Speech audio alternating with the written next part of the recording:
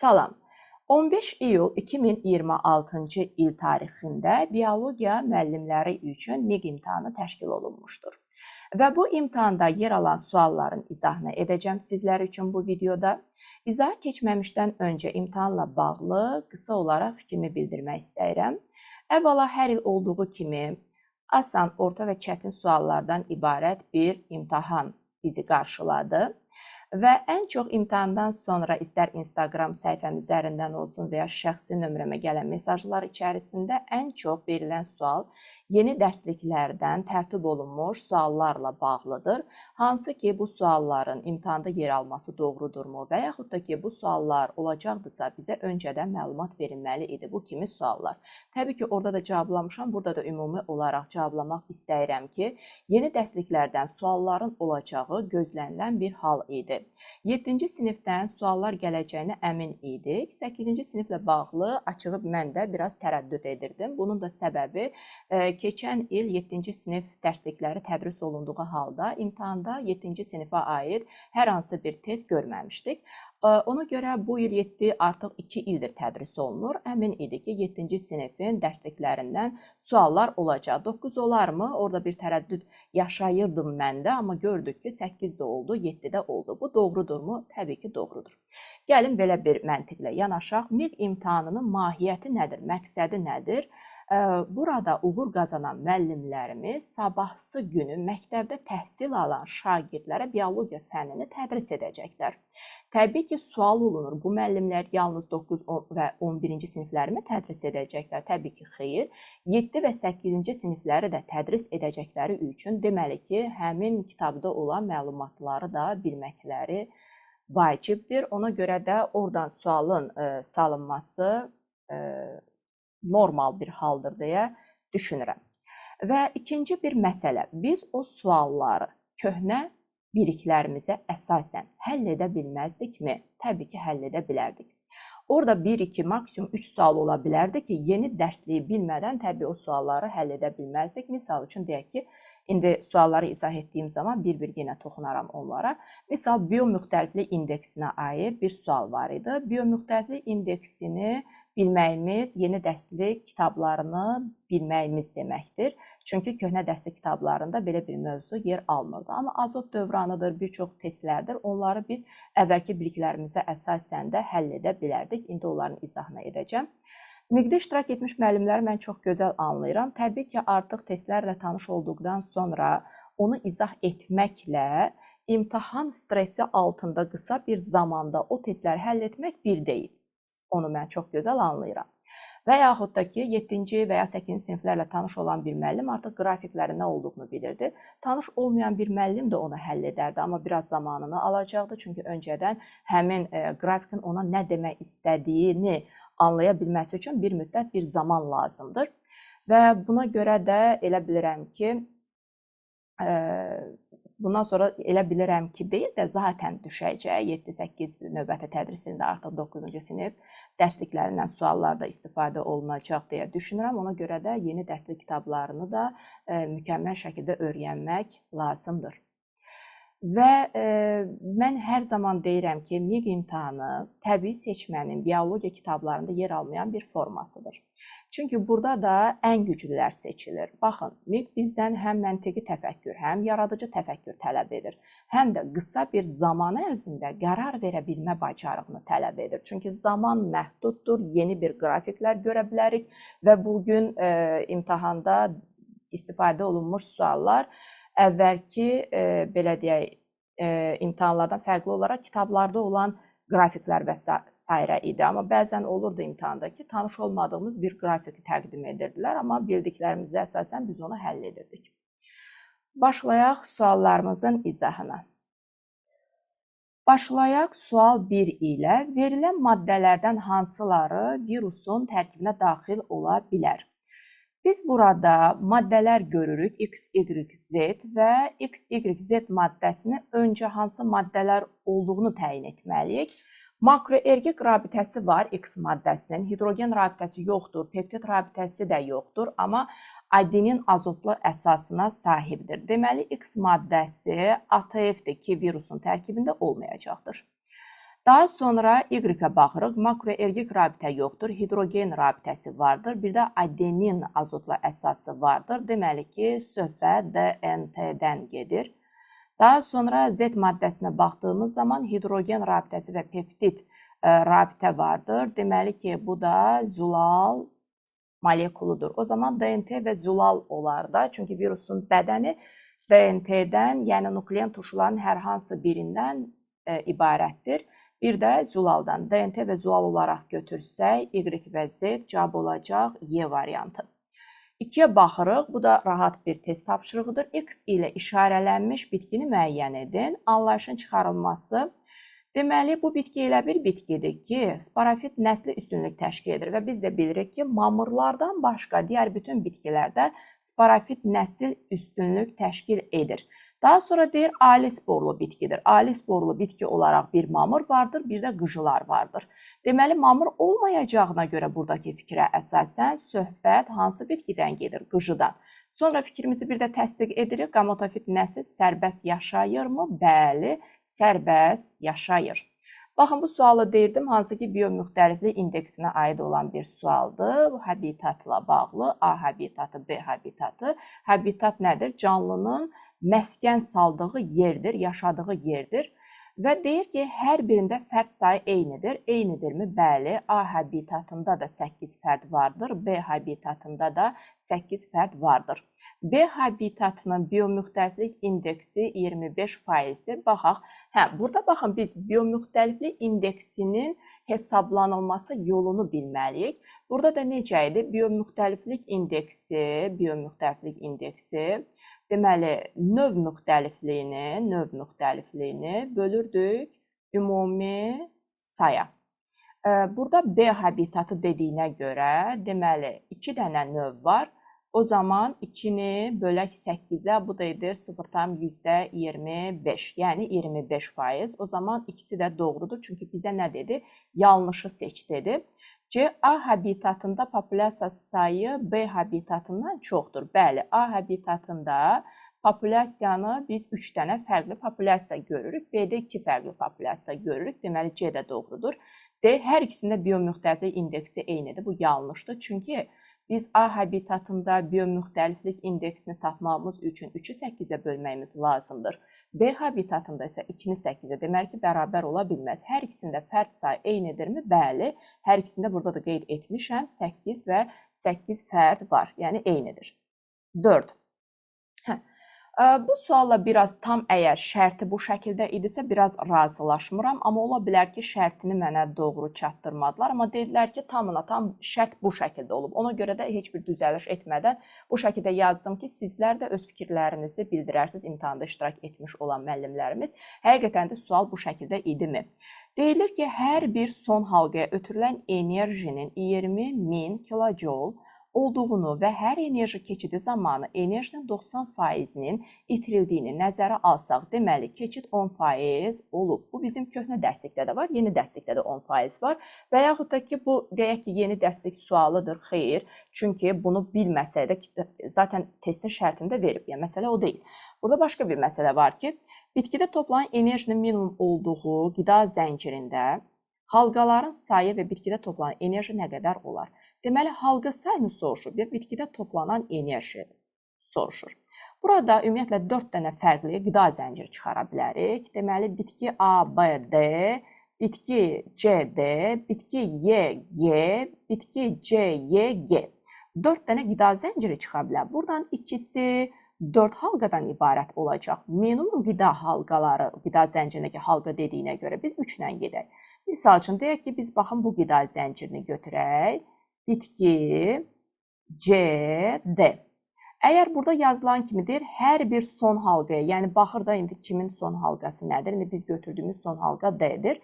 Hər bir son halqaya ötürülən enerjinin 20.000 kilojoule olduğunu, bax burada bizim misal üçün 39 yazan ixtisası qızımız var. O deyir ki, mən burada cavabı fərqli aldım, amma o cavab olmadığı üçün digərini seçdim.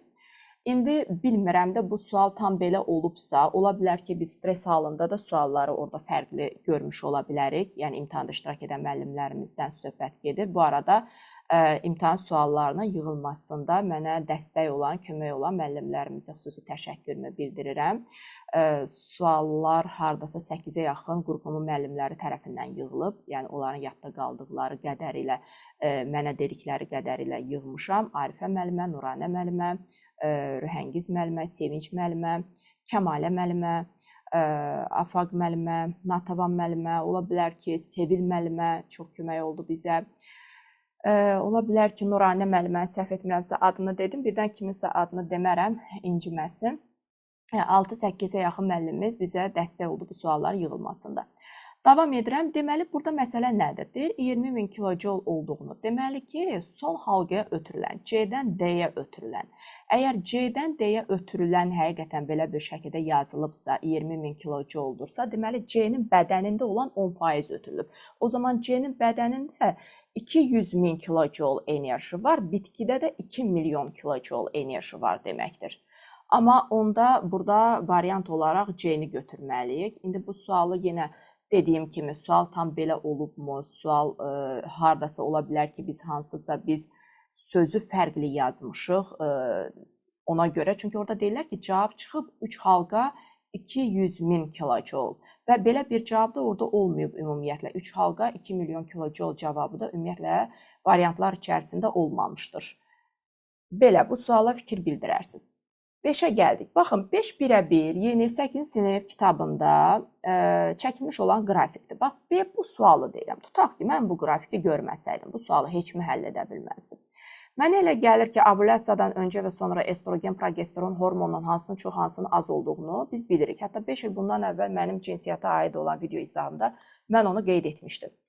Yəni, baxın, burada estrogen ovulyasiyadan öncə çoxdur, progesteron isə ovulyasiyadan sonra çoxdur. Hətta hamiləlik zamanı progesteron hormonu vururlar qadınlara.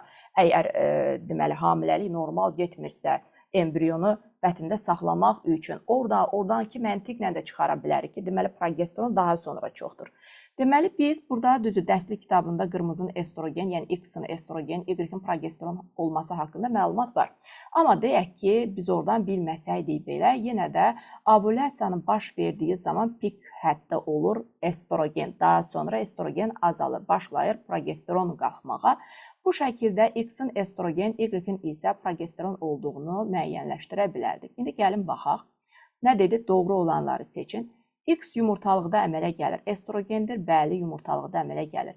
Hər ikisi maksimum olduqda ovulyasiya baş verir. Hardan? Qrafikə baxıram, progesteron minimumdur.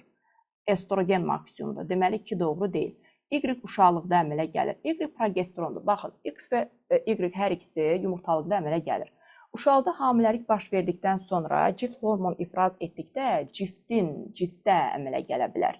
Ona görə ciftdə əmələ gələ bilər deyə biz 3-ü götürmürük. 4. Aybaşı siklinin ilk günlərində Y-in miqdarı dəyişmir, yəni progesteronun. Bəli, baxırıq ki, progesteron miqdarı dəyişmir də, qalıb sabit, dəyişmir axı. Deməli, 4 doğrudur. Aybaşı siklinin ilk günlərində Y-in miqdarı dəyişmir. Uşaqlıq divarının qalınlığının minimum olduğu dövr. Baxın, qalınlığının minimum olduğu dövr ilk dövrlərdir də, hansı ki 5-6-cı günlər. Qalınlığı minimum olur, çünki endometriya o sökülür də və orada ən minimum olur. Y maksimum olur. Hardan? Progesteron minimumdur. Yəni, mən bugünə baxsam, progesteron burada minimumdur. Deməli, 5 də doğru deyildir. 6. Y ovulyasiyadan sonra endometriyanın qalınlaşmasını davam elətdirir. Bəli, progesteron artıq estrogendən bu işi alır və başlayır davam etdirməyə. Davam etdirir. 1, 2, 6, 1, 2, yox, 1, 4, 6 cavab oldu B variantı. Sonra yeni dərslik kitabının birəbir şəklidir. Amma bax, bu testləri deyirəm. Tutaq ki, bu şəkli mən yeni dərslikdə olmasaydı da, tutaq yeni dərslikdə yoxdur, amma gedib miqdə şəkil görürəm. Görə bilərəm də.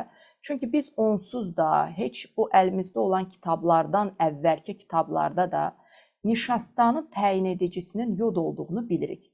Yəni, baxın, yod məhlulu distilli olunmuş suya töküldüyü zaman suyun rəngi sarı qəhvəyi rəngdə olur.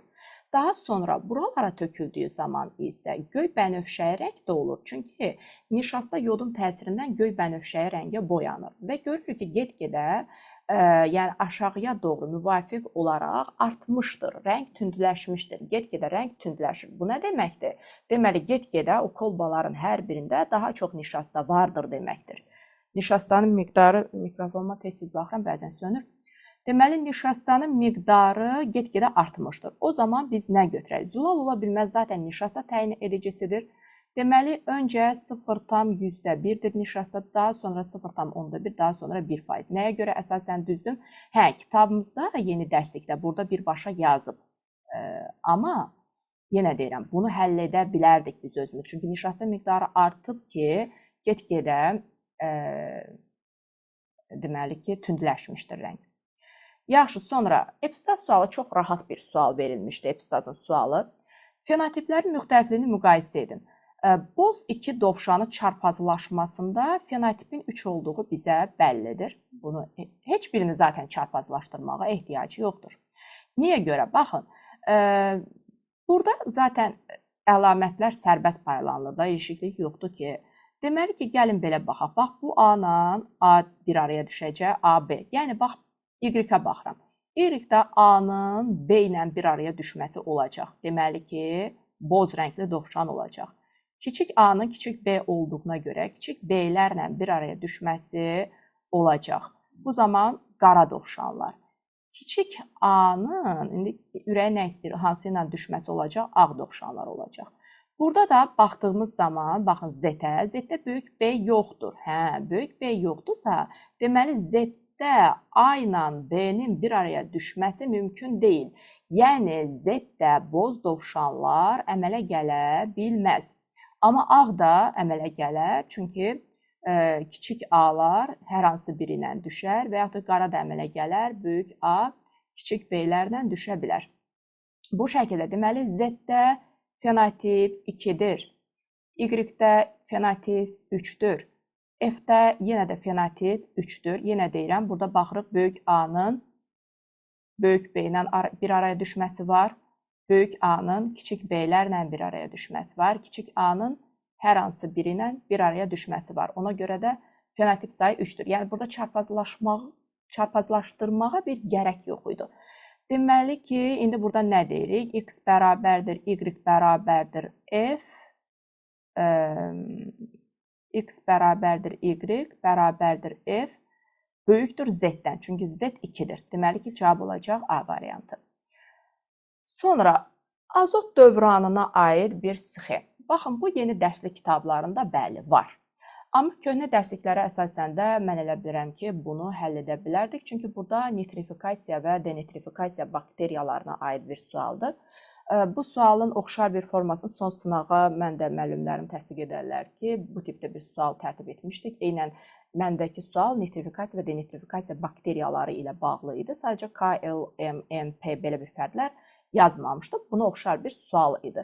Yəni, bu sual ilk dəfə miqdə istifadə olunub, vay mən bunu çözə bilmədim kimi yanaşılmamalıdır. Yenə də deyirəm, sadəcə orada zaman azdır deyənə, mən müəllimlərimcə çox gözəl başa düşürəm ki, artıq mən suallarla tanışam və bu şəkildə izah edirəm.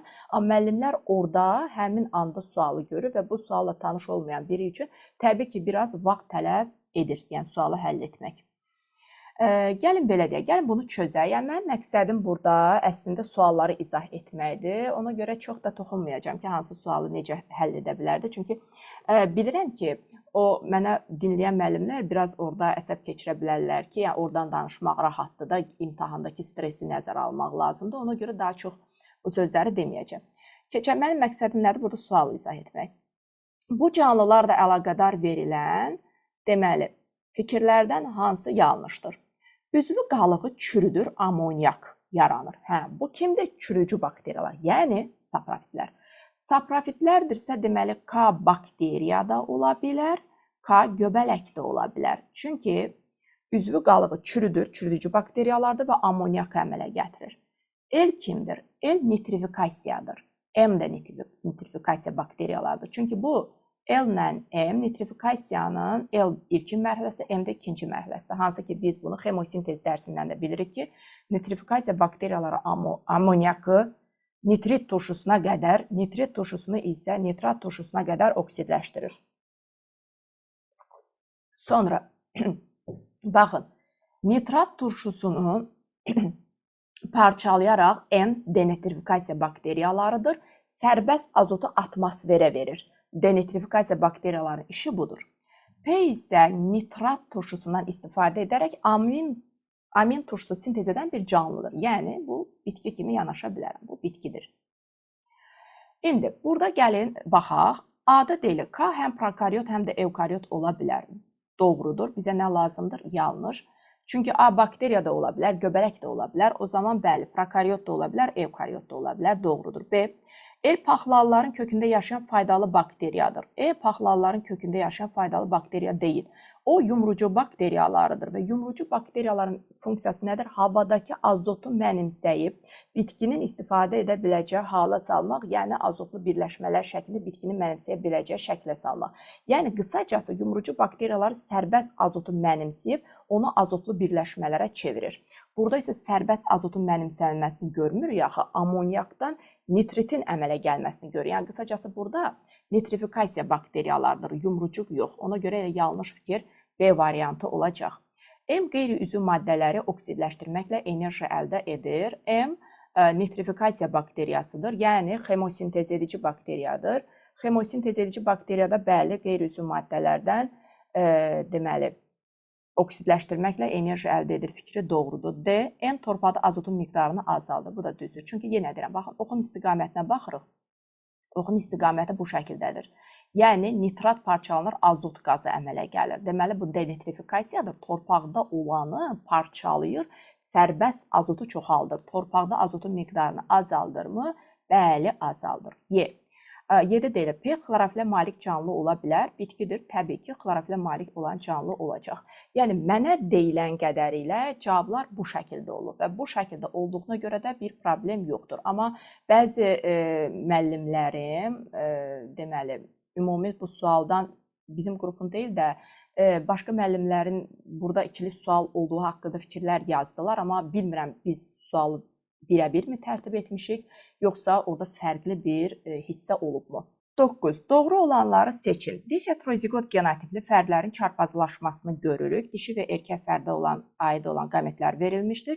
Bir də deyilir və bizdən nə soruşulur? Doğru fikirlər tam dominantlıq şəraitinə Krasingover baş vermədikdə fenotip nisbəti 1-2-1 olur. Baxaq, doğrudurmu? Krasingover baş verməsə, hər iki fərd, dişi də erkək də bizə iki fərqli formada qamet verəcəkdir. Böyük A-nın kiçik B ilə, kiçik A-nın böyük B ilə bir arada olduğu qametlər. İndi biz bu çarpazlaşmanı yazaq. Misal, gəlin burada yazım. Erkək fərddə, dişi fərddə eyni qametləri verəcək. Deməli, hər iki fərdin qametlərini yazdıq. Sonra da çarpazlaşdırmanı aparırıq. Deməli, məncə doğru yazdımsa.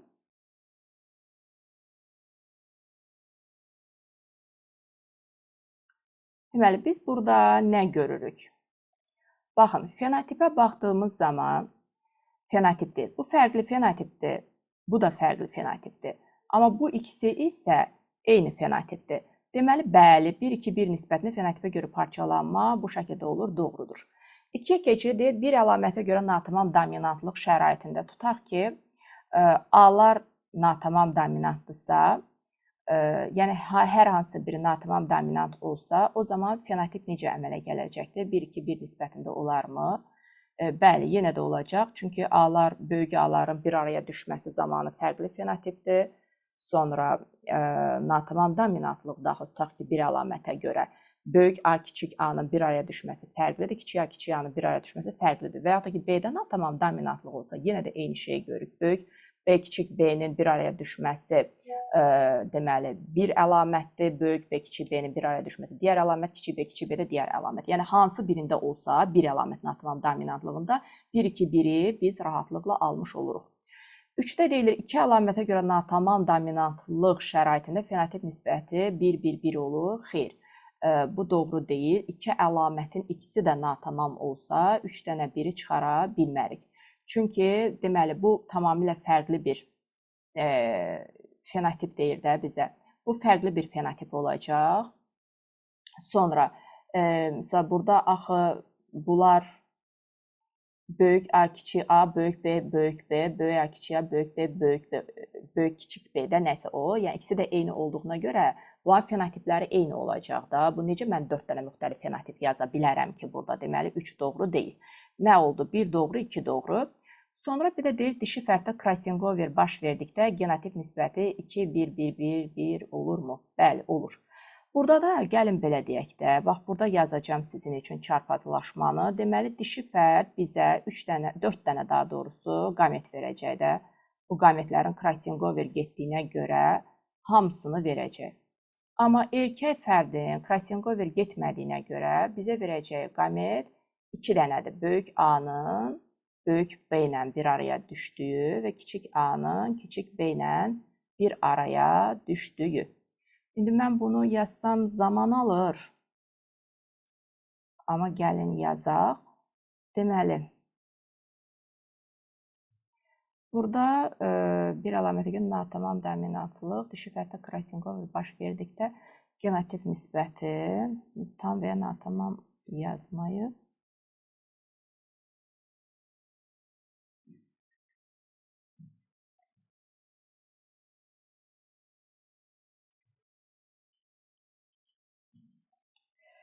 Deməli, düz yazdımsa, tamam. Deməli, biz burada baxaq, eyni genotipi görürükmü? Bəli, eyni genotipi burada gördük. Daha sonra hamısından bir dənədir. Baxın, bundan bir dənədir, bundan bir dənədir, bundan bir dənə, bundan bir dənə, bundan bir dənə, bundan bir dənə. Çünki bizdə genotip soruşu baxı, bu dəfə genotip soruşduğu üçün bəli, 4də doğru olacaq. 5-ə gəldik, tam dominantlıq şəraiti hər iki fərddə crossover baş verdikdə genotip nisbəti 6, 3, 3, 2, 1, 1 şəklində olur. Hər iki fərddə crossover baş verərsə və tam dominantlıq şəraiti deyir. Bu olmayacaq. Bu nədir? 6, 3, 3, 2, 1, 1 hansıdır? Bir əlaməti natamam dominantlıq şəraitində fenotip nisbətidir. Amma tam dominantlıq şəraiti, ümumiyyətlə genotip nisbəti soruşulanda və crossover baş verib deyir axı burada. Yəni bu zaman biz Mendel qanunları kimi baxanda 9 dənə genotip var, 4 dənə 2, 4 dənə 1 nisbətində. O zaman 5 də doğru deyil. O zaman nə doğru oldu? 1, 2 və 4 doğru oldu. Bir dəqiqə, müəllimlərimiz nəsə yazıb? Hə, 1, 2, 4, 10.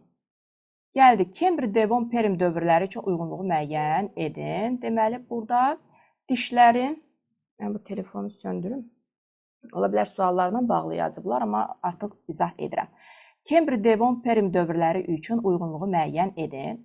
Dişlərin ixtisaslaşması, gəlin belə yazaq. Bu Kembridir, bu Devondur, bu da Perm olsun. Ardıcıllıqla yazaq.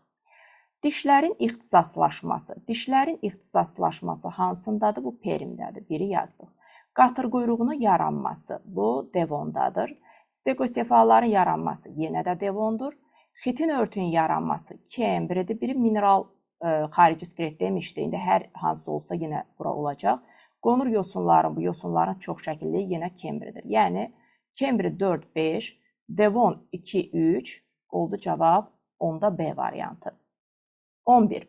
Fotosintezin həm işıqlı, həm də qaranlıq fazasında baş verən prosesləri müəyyən edin. Baxın, bu son izah etdiklərim dərslik kitabım özümüzün, yəni o da özümüzündür də bizim alışdığımız əvvəlki kitablardandır. Fotosintezin həm işıqlı, həm də qaranlıq fazasında baş verən prosesləri müəyyən edin. Karbon qazından istifadə deyirsə bu qaranlıqdır. Amma burada mənə nə deyib? Həm işıqlı, həm də qaranlıq fazasında baş verən proseslər. Molekulyar oksigen əmələ gəlir. Molekulyar oksigen əmələ gəlməsi bu bilirik ki, işıq mərhələsindədir. İkisinə ortaq deyil. Fermentativ reaksiyalar bəli, burada C variantıdır cavab. Suyun fotolizi işıq mərhələsidir. Xlorofilin elektron itirməsi həyəcanlanaraq, bu da işıq mərhələsidir. 11. Şəkildə göstərilən təbii seçmə formaları ilə onların xüsusiyyətləri arasında uyğunluğu müəyyən edin. Birinci, orta göstəricidən kənara çıxma olmadığı üçün bu stabilləşdirici seçmədir. İkinci, faydalı kənara çıxma görürük, deməli hərəkət vericidir. Üçüncü də hər iki formada kənara çıxma görürük, deməli ki, disruptiv seçmədir və ya parçalayıcı deyə bilərik. Heterozigotların xeyrinə hərəkət verici seçmədir, A-nı 2-yə yazırıq. Polimorfizmə səbəb olan disruptivdir, B-ni 3-ə yazırıq. Gec yetişən və tez yetişən formaların yaranması, bu da disruptiv seçməyə aiddir. Orta göstəricidən kənara çıxmayan fərdlər salamat qalırsa, bu stabilləşdirici seçməyə aiddir. Zərərvericilərə qarşı davamlı formaların əmələ gəlməsi, bu da hərəkət verici seçməyə aiddir. Deməli, 1-də D, 2-də A, Y, B, C. O zaman A variantı doğrudur. 1-də D, orta göstərən kənara çıxmayan doğrudur. 2-də A, Y, B, C.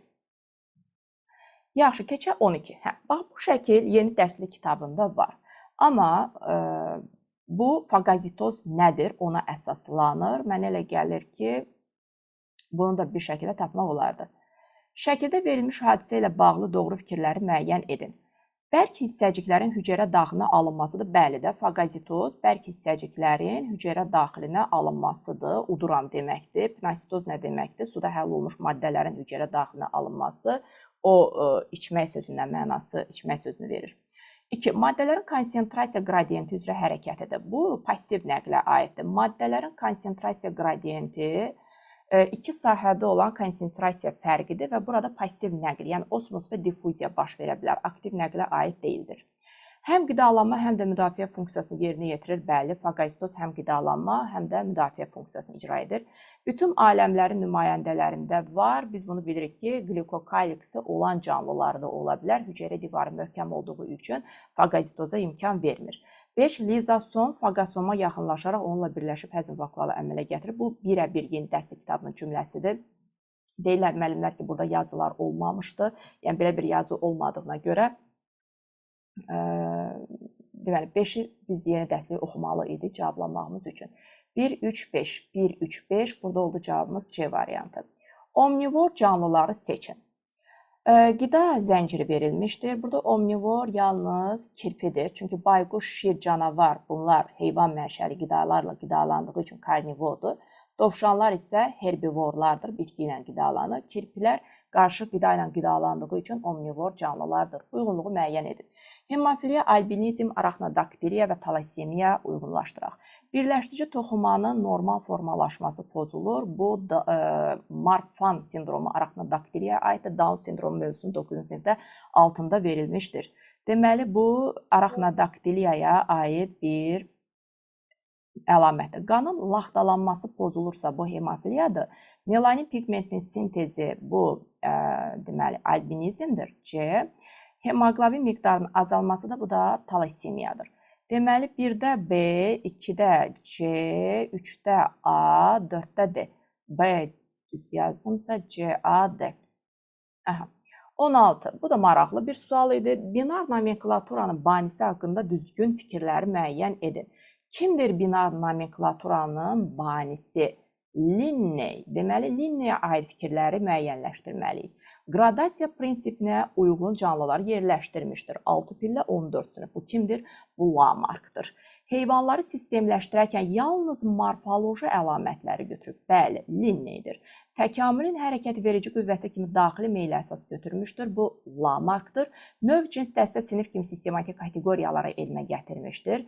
Bəli, bu da yenə Linney'ə aiddir. Həyatın abiogen yolla yarandığını düşünürdü. Linney elə bir şey düşünmürdü. Çünki həyatın ilahi qüvvə tərəfindən yarandığı fikrində idi. Ona görə də 2, 4, B variantı doğrudur. 17. Beyində xəstəlik törədə bilən xəstəlikləri müəyyən edin. Yuxu xəstəliyi tripanosom tərəfindən törədilir. Baş beyin və onurğa beyni zədələyir. Deməli, bəli, beyində xəstəlik törədə bilər. Ensefalit baş beynin iltihabıdır. Meningit baş beyin qişalarının iltihabıdır. Deməli ki, cavab olacaq difteriya və baş beyinlə əlaqədar deyil, yəni beyin xəstəlikləri deyil. 1, 2, 4, 1, 2, 4, bu oldu A variantı. 18. Baxın, burada elə bir ki, açar söz var, kök tipləri. Gövdə çiriyi vasitəsilə əmələ gələn yeni bitkilərdə hansı kök tipləri müşahidə olunur? Baxın, nə kökümsov, nə də kök yumrusu kök tipi deyil axı. Kök tipi, kökün 3 dənə tipi ola bilər də, əlavə yan əsas. Və əgər bu gövdə çiriyi ilə çoxaldılıbsa, deməli ki, gövdə çiriyi ilə çoxaldılıbsa, bunun əsas kökü olmayacaq. qarağat, qızılgül, ətirşahı biz gövdəçiliyi ilə çoxaldırdıq da. Olacaq əlavə kökü, olacaq yan kökü. Deməli 1, 2 cavab oldu A variantı. Törədiciləri eyni aləmə aid olanlar. Leishmanioz bir hüceyrəlidir. Vəba bakteriyadır. Quduzluq virusdur. Malyariya bir hüceyrəlidir. Ləmbliya bir hüceyrəlidir. Deməli, eyni aləmə, heyvanlar aləminə aiddir. Bu bakteriyalar aləminə aiddir, virus da aləm deyil. Deməli, 1, 4, 5, 1, 4, 5, D variantı doğrudur. 20. Hansı vitamin yaraların sağalması, bu C vitamini ilə əlaqədar yaraların sağalması sözü yeni dəstəkdə keçir. Sümüklərin birləşməsini təmin edir. Çatışmazlığı sevgili qişanın, bunu bilirik, qan sızmalara, infeksiyon xəstəlikləri müqaviməti zəiflədir. Yəni, burada cavab C variantı olacaq. C variantına aid olan xüsusiyyətlər verilmişdir. Gəldik bu məsələyə. Burada əksər müəllimlərimizin narazıçılığı var. Nəyə görə? DNT-nin müəyyən bir hissəsində sintez olunmuş mRNT-də 1200 nukleotid var. Burada nukleotidin mRNT üzərində sayının 1200 olduğu bizə verilmişdir. Bu nukleotidlərin 200-ü urasildir. Tamam. Deməli, mRNT-də 200 urasil nukleotidi var. O zaman biz DNT molekulu ilə bağlı sual soruşduğuna görə mRNT-yə komplementar olan DNT zəncirini düzəcəyimiz zaman biz bura 200 adenin nukleotidi yazırıq. Təbii ki, qarşı zəncirdə 200 timin nukleotidi dayanacaq. Amma bu zəncirdə, yəni birinci zəncirdə timin nukleotidi varmı? Bilmirik. Və bu testdə bizə onunla bağlı bir məlumat verilməmişdir. Misal üçün, bunu bizimkilər doğru yazıb və çünki mən onlara imtahandan da öncə demişdim ki, əgər burada bir xəta ola bilər, xəta olanda nə fikirləşə bilər? Testi tərtib edən nəyi fikirləşə bilər müəllif? Onun yerinizə özünü qoyaraq testi yazmağa çalışır. Və burada deməli belə bir şey düşünülüb ki, bu zəncirdə timin nukleotidi yoxdur. Amma onu bizə məlumat şəklində testdə verməsi lazım idi. Deməli, 200 adenin və timin də yoxdur. Belə bir zəncir qurulmuşdur. 1200 nukleotidin 200-ü adenindirsə, qalan 1000-i zəncirdə guanindir deməkdir. Təbii ki, qarşı zəncirdə də 1000 dənə sitozin nukleotidi olacaq. Daha sonra deyir, həmin hissədə 3 qat hidrogen rabitələrinin sayı. Baxın, guaninlə sitozin arasında bir dənə 3 qat hidrogen rabitəsi var. O zaman bir zəncirdə olan guanin və sitozin cəmi nə qədərdirsə, guanin və sitozin cəmi, mən burada 1000 guanin yazmışam, yəni guanin sitozin cəmi kimi yazmışam da. 1000 guanin sitozin cəmi bir zəncirdə varsa, deməli 1000 dənə də 3 qat hidrogen rabitəsi var. O zaman 3 qat hidrogen rabitələrinin sayı, 3 qatların sayı 1000. 2 qatların sayı da ki, yenə zəncirdə olan adenin timin cəminə bərabərdir və burada da zəncir yalnız adenindir deyir. O zaman 2 qatların sayı da 200-dür deməkdir. Bunu da ixtisar etdiyimiz zaman 3 qatın 2 qata nisbəti dediyinə görə 5-in 1-ə şəklində cavab bu şəkildə doğru çıxıb. 22. Şəkildə göstərilən təcrübədə ziqota daxil edilmiş böyümə hormonu geni ilə bağlı verilən fikirlərdən hansı doğrudur? Ziqota bilirik ki, somatotrop boy hormonu yeridilmişdir. Dəyişiklik yalnız somatik hüceyrədə özünü göstərəcək. Xeyr, yəni ziqota yerləşdirilir. Buradan əmələ gələn cinsiyyət hüceyrəsində də həmin orqanizmdə, somatik hüceyrədə də özünü göstərəcək. Dəyişdirilmiş əlamət müvəqqəti xarakter daşır. Xeyr, 3 nəsil izlədilər, gördülər ki, davam edir, deməli ki, davam edəcək. Əlamət yalnız cinsiyyət hüceyrələrində özünü büruzə verir. Xeyr, gen ziqota köçürüldüyü üçün dəyişiklik bütün orqanizm hüceyrələrində özünü göstərəcək. Bu doğrudur. Çünki istər somatik hüceyrədə, istər cinsiyyət hüceyrəsində hamısında dəyişiklik olacaqdır. Y daxil edilmiş gen yalnız daşıyıcı anadan doğulan erkək fərdlərdə fəaliyyət göstərəcək. Nə əlaqə? Doğru deyil. Gəldi 23. Ördəkburunun ördəkdən fərqləndirən xüsusiyyətləri seçin. Balanın südlə bəslənilməsi. Bəli, hər ikisinin adında ördək sözü olsa da ördək quşdur, ördək burun məməlidir. Məməlilər balanı südlə bəsləyir. Yumurtanın sərt qabıqla örtülməsi ikisinə də aid xüsusiyyətdir, fərqlənmirlər. Yumurtanın yalnız rüşeym diski olan hissəsinin bölünməsi, bu da fərqlənmirlər. Çünki bunlarda zigot mayalanmadan sonra qeyri-tam bölünənlərdir. Diafraqmanın olması bəli, ördəkdə yoxdur, ördək burunda var. Yumurta hüceyrənin sarılıqla zəngin olması bu hər ikisində var. Ortaqdır da, yaxşı, tamam. Fərq demişdik axı. Deməli, 1-4 cavabımız olacaq B variantı. Sonra, bu sual çox rahat olub, 24. Şəklə əsasən X, Y proseslərinə uyğun gələni yazın. Şəkil bu şəkildə olmayıb, burada ağciyər şəkli tapa bilmədim. Burada da insan şəkli verilmişdir. Yəni, qısacası bu kiçik qan dövranıdır. Yəni, ağciyər dövranıdır. Ağciyər. Bu da böyük qan dövranıdır. Böyük qan dövranıdır. İndi burada bizə nə deyir? Deyir ki, qrafiklər verilib. Oksigenlə karbon miqdarı necə azalar? Deməli, əgər biz yuxarıda ağciyər dövranına baxırıqsa, oksigenin miqdarı artar. Bax, A variantıdır cavab. Oksigenin miqdarı artar, karbonun miqdarı azalar. Aşağıda böyük qan dövranına baxanda, burada axı mübadilə gedir, kapilyar şəbəkədə də orqanlara qan gətirmiş olduğu oksigeni verir, karbonu da alır. Deməli ki, oksigen azalıb, karbon artar. Məncə çox rahat bir test tapşırığı idi. Gəldik 25. Ürək qapaqcıqları ilə bağlı verilənlərə əsasən uyğunluğu müəyyən edin. Yəni, deməyin ki, bu yeni dərslikdir də, şəkil yeni dərslikdəndir də. Yəni, bunun özü əvvəlki dərslikdə olan bir sualdır. Yəni, biz burada nəyi tapmalıyıq? 3 taylı, 2 taylı qapağa görə ürəyin hansının sol, hansının sağ hissə olduğunu tapmalıyıq və ürək sol hissədə 2 taylıdır. Deməli, 2 taylı qapaq sol hissədədir. Sağda isə 3 taylı qapağa rast gəlirik. Sağ solu tapdıq. İndi nə deyir? Uyğunluğu müəyyən edin. Sağ qulaqcıq yığıldıqda qanın mədəciyə ötürülməsini təmin edir. Deməli, sağ qulaqcıq yığıldıqda qanın mədəciyə ötürülməsini təmin edirsə, bu X-a aid bir xüsusiyyətdir. Ürəyin sağ qulacıqla sol mədəci. Həçən olub ki, sağ qulacıqla sol mədəci arasında əlaqə olub? İki ümumiyyətlə xətalıdır. Yəni, heç birinə aid deyil. 3. Venoz qanın bir istiqamətdə axmasını təmin edir. Bax, burada biz venoz qanın ürəyin sağ hissəsində olduğunu bilməliyik. Sol hissədə venoz qan yoxdur, arterial qan vardır. Deməli, venoz qanın bir istiqamətdə axmasını təmin edirsə, bu da 3-ə aiddir. Qan aortaya vurulduqda, qan aortaya hardan vurulur? Sol mədəcikdə, demək, ürəyin sol hissəsindən söhbət gedir. Qulaqcığa qayıtmasına mane olur. Deməli, Y4-ə aiddir, daha doğrusu 4Y-ə aiddir. Sol qulacıqla sol mədəciyə qanın keçməsini təmin edir. Bunu düzdür uydurduq. Bilmirəm, orada nə edəcək? Sual. X oldu 1-3, Y oldu 4-5. X 1-3, Y-də 4-5. Tamam. Sonra 26. Diploid çoxtoxumlu bitkinin yumurtalığında yumurta hüceyrə ilə eyni qütbə çəkilmiş haploid hüceyrələrin sayı 12 olarsa. Baxın, burada da nə ilə razı olmayanlar var. Deyirlər ki, bəziləri ki, yumurta hüceyrəni də götürdü, çünki eyni qütbdə. Biz bilirik ki, mayalanmada iştirak etməyən 3 hüceyrə bir qütbdə olur. İkisi yumurta hüceyrə ilə eyni qütbə çəkilir.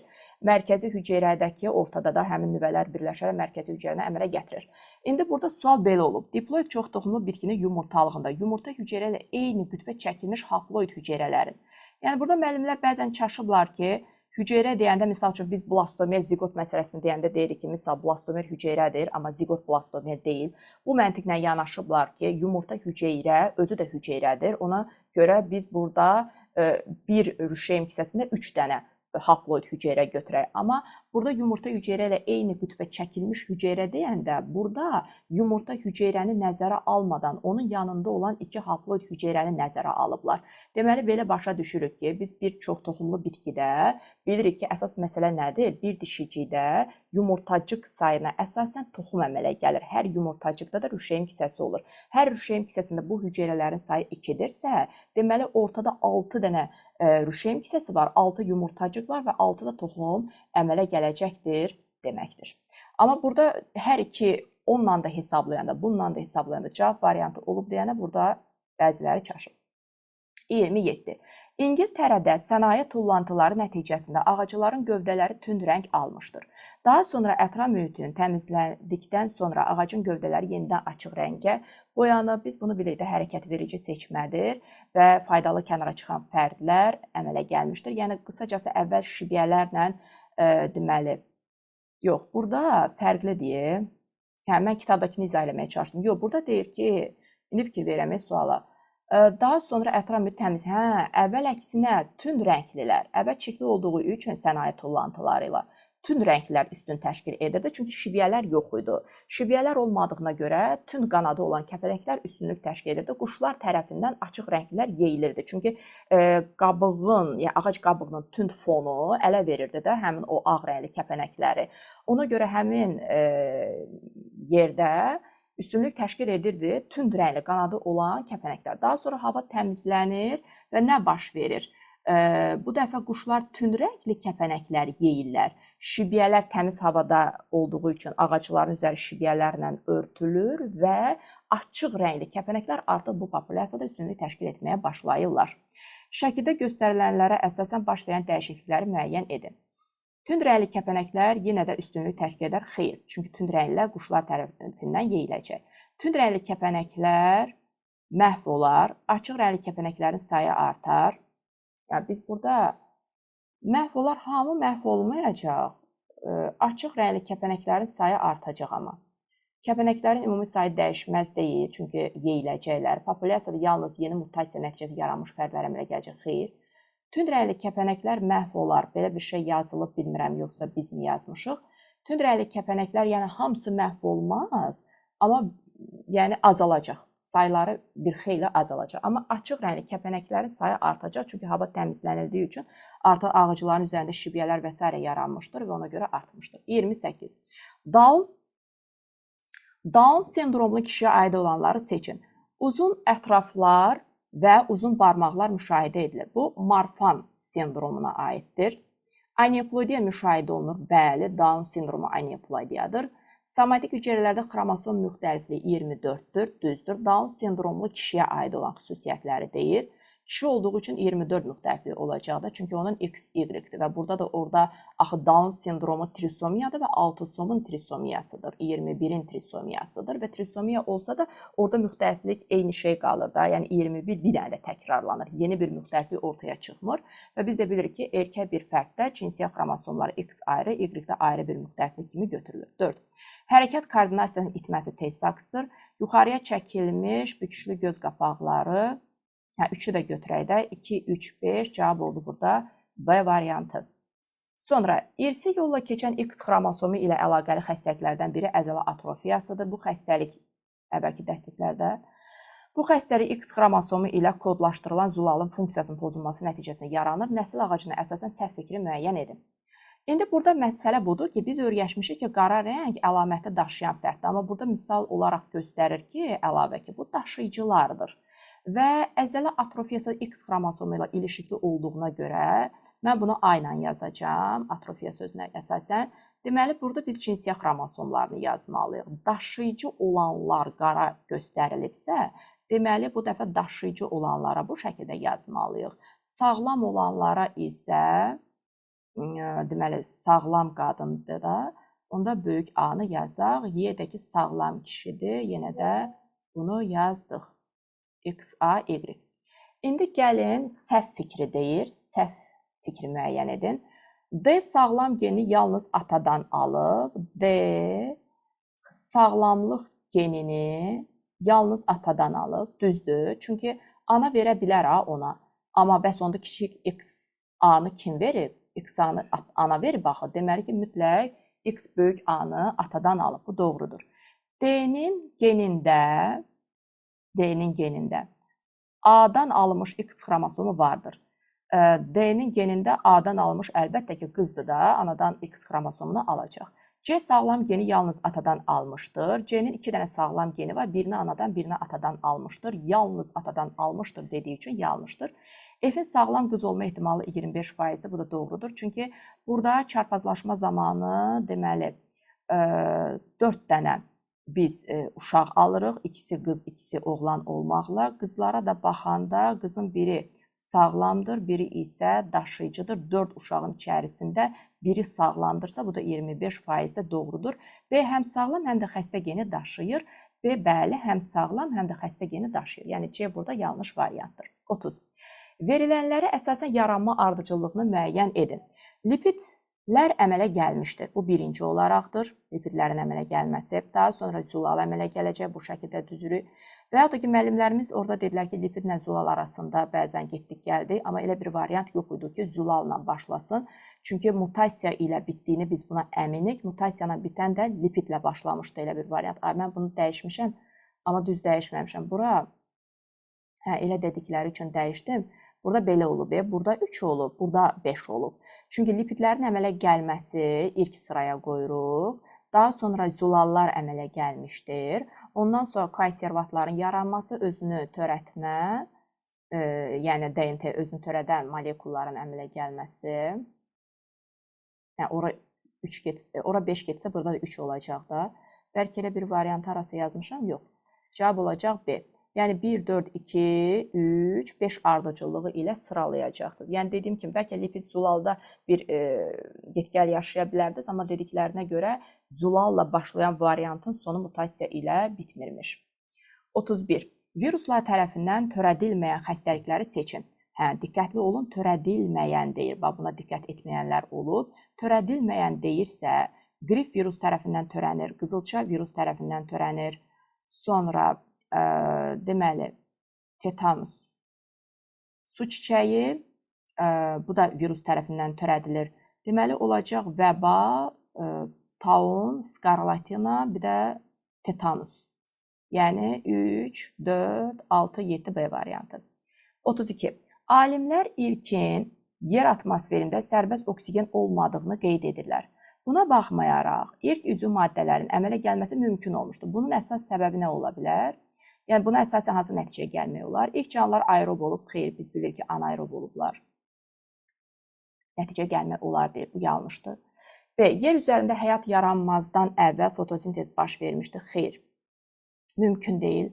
Canlı siyanobakteriya olmalı idi ki, fotosintez baş versin. Daha doğrusu, siyanobakteriyadan əvvəl də fotosintez baş verib, qırmızı bakteriyalar tərəfindən, yaşıl bakteriyalar tərəfindən, amma yəni canlı olması lazım idi. Üzv maddələrin abiogen yolla sintezi, bu doğrudur.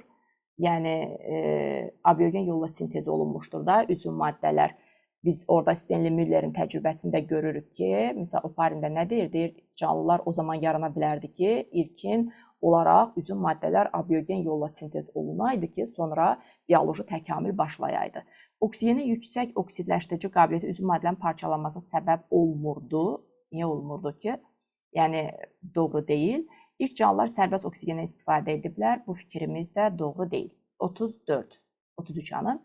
33. Bax, bu da yeni dərsliklərdən mənbə hovuz məsələsi. Kök yumruları və soğanaqlar mövsümündən asılı olaraq mənbə və ya hovuz rolunu oynayır. Buna əsasən hansı fikir doğrudur? Gəlin, baxaq. Düzdür, bunu biz dərslik kitabının 7-ci sinifdə yazılıb. Daha doğrusu 8-də yazılıb. Mənbə hovuz məsələsi. Burada mənbə nədir? Baxın, mənbə özündə ehtiyat qida maddə toplayan hüceyrələrdir. Əksinə, hovuz deməli, özündə ehtiyat qida maddələri toplayan hüceyrədir. Gəlin belə deyək də, biz hovuza belə də yanaşa bilər ki, bax, hovuzda su toplanır da. Demək, toplanan yer, bu hovuzdur.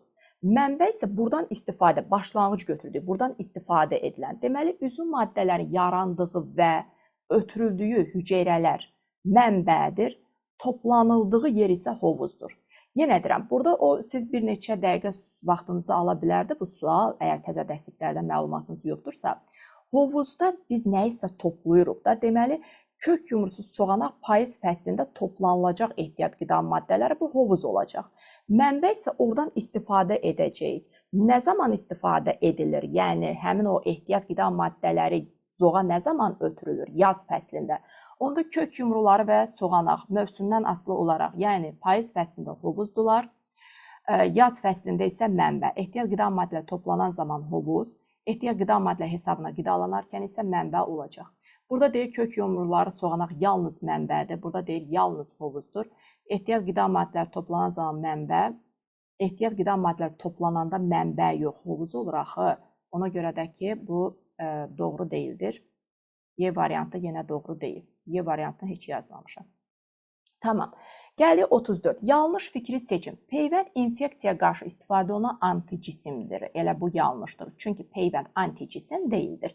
Peyvənd vurulduqdan sonra orqanizmdə anticisimlər qanda əmələ gəlir, amma peyvənd özü anticisim deyil. İkinci yoluxmada birinci yoluxmaya nisbətən qanda anticisimlərin miqdarı daha da yüksək olur. Doğrudur. Pasiv immunitetə müalicə zərdabı aiddir. Düzdür. Çünki süni immunitet peyvənd və müalicə zərdabı vasitəsilə aparıla bilər. Peyvənd bədənimizə vurulduqdan sonra orada bir aktivlik var. Çünki anticisimlər əmələ gəlir. Amma müalicə zərdabı nədir? Hazır plazmanın bədənimizə köçürülməsidir. Burada bir fəaliyyət olmadığına görə bu da pasiv immunitetdir.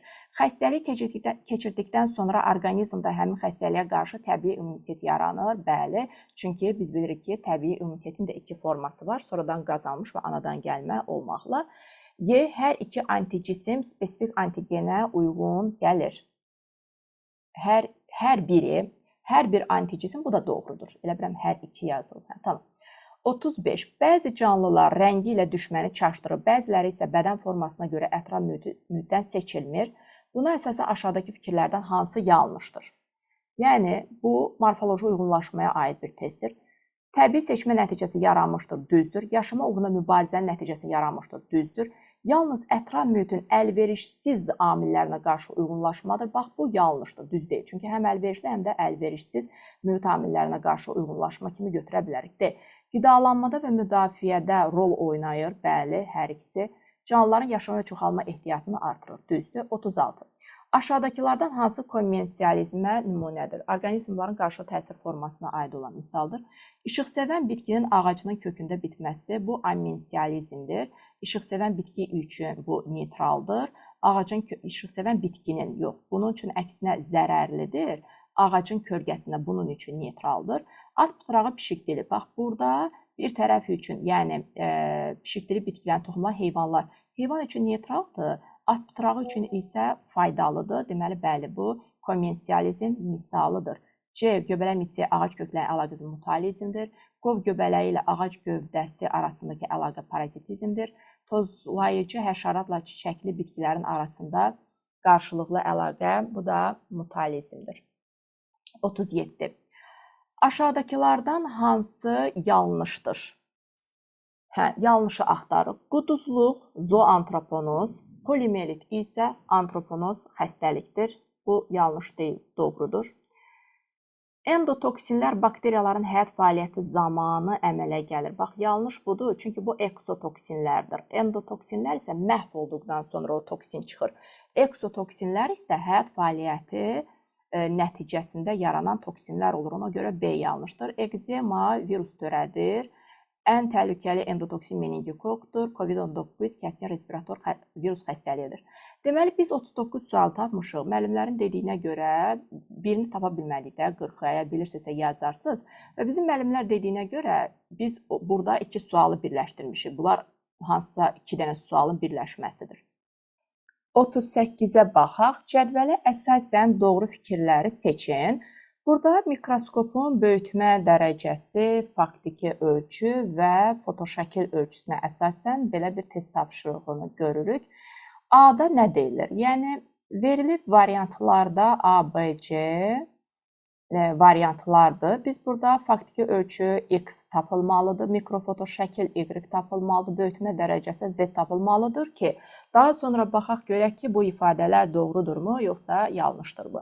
Faktiki ölçü necə tapılır? Faktiki ölçünün tapılması üçün mikrofotoşəkil ölçüsü, yəni şəkil ölçüsü bölünür böyütmə dərəcəsinə. Bir də biz burada nə bilməliyik? Baxın, burada 8 mm olaraq verilib, burada mikrometr. Deməli, eyni ölçü vahidinə gətirməliyik. Və 1 mm də bərabərdir 1000 mikrometrə. 8 mm deməli 8000 mikrometrdir. Bu nədir? Şəkil ölçüsü. O zaman faktiki ölçünün hesablanması üçün biz burada 8000-i bölməliyik nəyə? Böyütmə dərəcəsinə. Böyütmə dərəcəsi necə hesablanılır? Okulyar obyektivi vurulmaqla. Yəni 8000-i bölürük 400-ə, o da edir 20. Bu da edir 20, yəni faktiki ölçünü mikrometrlə tapmış oluruq. X-a da baxırıq, deyir X-in ölçüsü 20 mikrometrdirmi? Bəli, bir doğrudur. Daha sonra 2-yə keçirik. Deyilir Y-in ölçüsü 480 mikrometrdir. Bunu gəlin yoxlayaq. Doğrudurmu ya yox? Çünki 5-də də Y-ə aid fikir var. 2-də də Y-ə aid fikir var. Y nədir? Mikrofotoşəkil ölçüsüdür və mikrofotoşəklin ölçüsünün hesablanması üçün isə, yəni şəkil ölçüsünün hesablanması üçün faktiki ölçü vurulur böyütmə dərəcəsinə.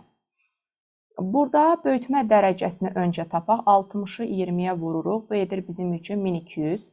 Deməli, faktiki ölçü də 4 mikrometrdir. 4-ü 1200-ə vurduğumuz zaman 4800 edir, amma mikrometr olaraq edir. Deməli, 2 doğru deyil, çünki 480 mikrometr yazıb, amma cavab 4800 mikrometrdir. Amma Y doğrudur, çünki 4800-ü 1000-ə bölməklə 4,8 mm olaraq doğru alırıq. Gəldik Z-ə. Burada da deyilir ki, deməli, Z-i tapaq. Böyütmə dərəcəsi tapılmalıdır. Böyütmə dərəcəsini də tapmağımız üçün bu dəfə də şəkil ölçüsü bölünməlidir faktiki ölçüyə. Yəni, burada şəkil ölçüsü nə verib? Yenə millimetrlə verib. Deməli ki, olacaq 1000 mikrometr. 1000-ə vurduq. 1000 mikrometri bölürük nəyə? 5-ə. Bu da edir, deməli, 200.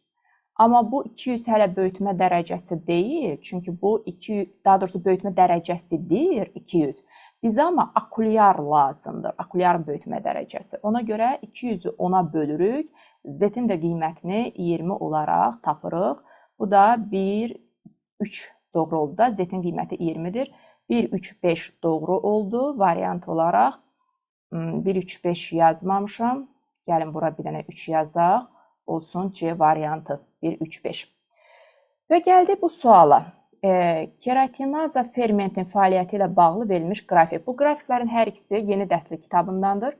Və keratinaza fermenti keratin zülalını parçalayan bir fermentdir. pH-dan və temperaturdan asılı olaraq fermentin fəallığının artması bizə göstərilmişdir.